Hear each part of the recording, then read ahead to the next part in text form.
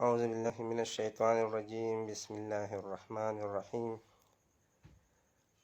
أولئك على هدى من ربهم وأولئك هم المفلحون.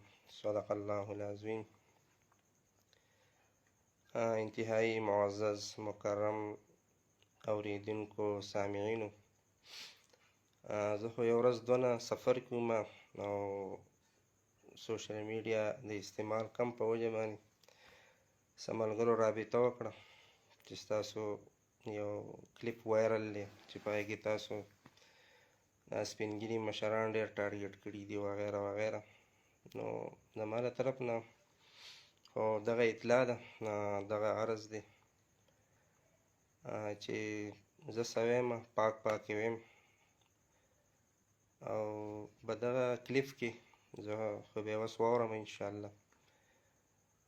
ما ته یاد هم شو چې په دې کې ما هغه سپین ږیري مشران ټارګېټ کړي کوم چې امامان تنګوي او په مساجدو کې د محمد رسول الله صلی الله علیه وسلم د ورثاو ته تکلیف رسوي.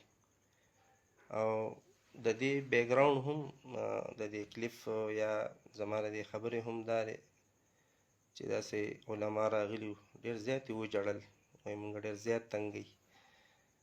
نو زما عرض دا دی چې زما خو دغه مخصوص د علماو دغه دشمنان چې دغه تنګوي دغه ټارګېټ کړو. زما مقصد ټول سپین ږیري مشران نه دي او د سپین ږیرو مشرانو عزت موږ ته دین ښودلی دی، موږ ته شریعت ښودلی دی، په هغې باندې موږ ډېر ښه پوهېږو او خلکو ته د هغې تعلیمات او درس هم ورکوو چې څنګه به کې. بهرحال د ډېرو ملګرو رابطه ما ته د خپلې مادري علمي نه هم رابطه وشوه،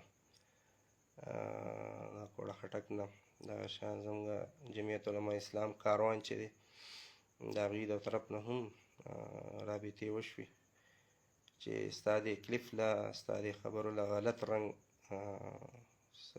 د دین مخالفینو د علماو دشمنانو ورکړی دی، ته لږ وضاحت وکړه.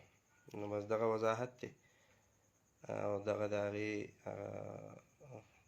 مشرانو حوالې څخه خبره ده چې سپین ږیري دا خو د معاشرې رونق دی، ښکلا ده په هر کور کې چې سپین ږیری پرې خوند کوي.